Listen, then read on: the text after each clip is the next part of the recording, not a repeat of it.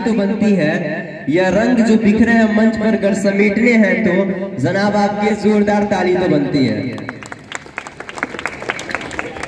साहब, जो ये दीवार का सुराग है, चाइना, अमेरिका, पाकिस्तान साजिशों का हिस्सा है, मगर हम इसे अपने घर का रोशनदान कहते हैं, अपने घर का रोशनदान कहते हैं।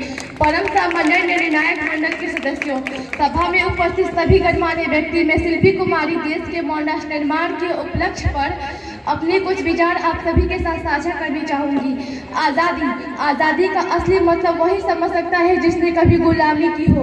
हम सौभाग्यशाली है कि हमने स्वतंत्र भारत में जन्म लिया। यूँ तो आज़ादी की लौ 1857 में ही जल चुकी थी, जो वर्षाल बनकर 1947 में हमारे देश को आज़ाद कराई। प्राचीन, मध्यकालीन और वर्तमान के युद्धों से स्पष्ट करना चाहूँगी कि जब हम फिरंगियों के फेरों में फंस गए थे तो रंग दे बसंती चोलों की एक आवाज़ पर टोलों के टोले उमड़ आते थे और उनके वंदे मातरम के नारों से खून में आने वाला 5-5 डिग्री का तूफान अंग्रेजी शासकों के जड़ों में तूफान ला देता था।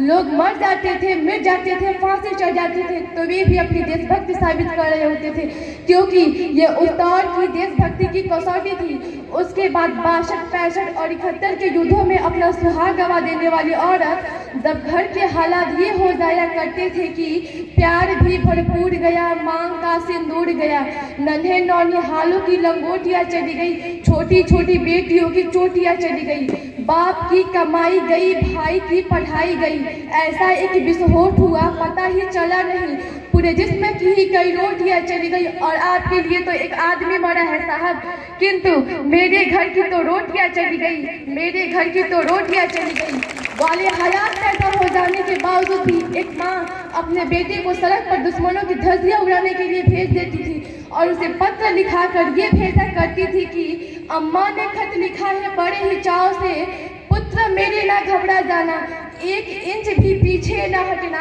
चाहे इंच इंच कर जाना, चाहे इंच इंच कर जाना। इस तरह पूरा परिवार अपनी देशभक्ति साबित कर रहा होता था।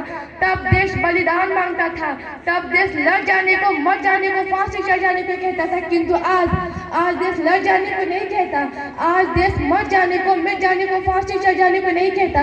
किंतु मेरे विचारों में यदि कोई व्यक्ति अपना काम पूरी ईमानदारी, पूरी मेहनत और पूरी लगन से करे ना, तो वही सबसे बड़ा देशभक्त कहलाएगा। और मैं नहीं मानती फेसबुक और व्हाट्सएप की डीपी को 3 रंग में रंगना ही देशभक्ति है। और यदि आप कहेंगे साल में 2 बार हाथ में तिरंगा ले लेना देशभक्ति है, तो मैं पूछना चाहूंगी कि फुटपाथ में रहने वाला बच्चा ट्रैफिक की छांव में नंगे पांव में तब तिरंगा बेच रहा होता है, तो क्या ये उसकी देशभक्ति है? ये उसकी देशभक्ति नहीं, उसकी पेट की भूख की वो शक्ति है जो उसे ऐसा करने पे मजबूर करती है। क्योंकि न मस्जिद को जानते हैं, न शिवालों को जानते हैं, न मस्जिद को जानते हैं, न शिवालों को जानते हैं। जो पेट के भूखे होते हैं ना, वो सिर्फ भोजन के निवालों को जानते हैं। अपने परिवार, अपने समाज, अपने देश के लिए समर्पण का भाव है देशभक्ति। और हर एक देशद्रोही के जीवन में आने वाला तूफान है हमारी सच्ची देशभक्ति, ताकि हर एक देशद्रोही ये समझ सके कि अगर तो परिंदा है तो ये आसमान तेरा, अगर तो दरिंदा है तो ये शमशान तेरा, भाईचारे से रहनी है तो रह इस जमीन पे, नहीं तो ये कब्र भी तेरा और यही कब्रिस्तान भी तेरा और यही कब्रिस्तान भी तेरा।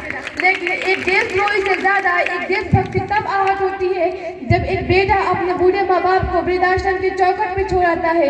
गढ़ उठती है वो देशभक्ति जब मुसीबत में फंसे लोगों की जान बचाने से ज्यादा हम सेल्फी लेकर अपने लाइफ बढ़ाने में लगे रहते हैं। आज के इस दौर पे वो युवा जिनके ऊपर जिम्मेदारी थी अपने देश, अपने राष्ट्र की आशाओं को बांधे रखने की, वही युवा 4 भाई 4 की छोटी सी स्क्रीन पे अपने कोमल उंगलियों के घर्षण मात्र से अपनी भावनाओं की इमोजी भेज रहा है। 4 पुत्र वोट का काम मेरा रोज का जाने भारत का भविष्य तबाह कर रखा है। हम ना एक ऐसे समाज में जीते हैं जहाँ लड़कों से बात करता देख जो भाई हटकाते हैं, लड़कों से बात करता देख जो भाई हटकाते हैं, वही भाई अपनी गर्लफ्रेंड के किसी घर में हंस के सुनाते हैं। मैं बता दूं कि महिला सुरक्षा के मामले में आज भी हम 4थे नंबर पे आते हैं। हम ना एक ऐसे समाज में जीते हैं जहां पत्थर के मुहूर्त को लगते हैं 56 भोग और भूखे नंगे तड़पते सो जाते हैं लोग, भूखे नंगे तड़पते सो जाते हैं लोग। मजदूर को मजदूर समझिए, मजबूर नहीं, गरीब को काम दीजिए, दान नहीं। और अगर दान देने के इच्छुक है तो जीते जी रखते दान दीजिए और मरने के बाद अंग दान देकर किसी मरते हुए को जीवन दान दीजिए। यही सच्ची देशभक्ति है, यही सच्चा देश प्रेम। ना सरकार मेरी है, ना रब मेरा, और ना ही ये बड़ा सा नाम मेरा। बस इतनी सी बात की गुरूर है मुझे कि मैं भारत की हूँ और ये भारत मेरा है, और ये भारत मेरा है। परंतु एक बेचारी बीमारी हमारे समाज में मुझे नजर आती है। कहा जाता है कि हम दुनिया के सबसे बड़े लोकतंत्र हैं, जहां हिंदू पैदा होते हैं, मुस्लिम, सिख और ईसाई पैदा होते हैं, लेकिन बदकिस्मती है वो इंसान पैदा नहीं होते। किंतु मेरे विचारों में न हिंदू की जरूरत है, न मुसलमान की जरूरत है। राष्ट्र निर्माण के लिए केवल अच्छे इंसान की जरूरत है, केवल अच्छे इंसान की जरूरत है। हमारी संस्कृति, हमारी सभ्यता को दुनिया ने शीश नवाया है, तो फिर क्यों हमने आस्था के नाम पे अंधविश्वास फैलाया है। मेरे विचारों में हमारा राष्ट्र निर्माण तब संभव होगा जब इस देश में महिलाओं की पूजा नहीं, उनकी इज्जत की जाएगी। हमारा राष्ट्र निर्माण तब संभव होगा जब हम जाति के अध्यक्ष नहीं बल्कि सामाजिक शक्ति की हम बात करेंगे। हमारा राष्ट्र निर्माण तब संभव होगा जब स्वच्छ अभियान में सिर्फ सरकार नहीं बल्कि सड़क पर चलने वाला हर एक नागरिक हाथ बटाएगा, स्वच्छ भारत स्वस्थ बात को दिल से अपनाएगा।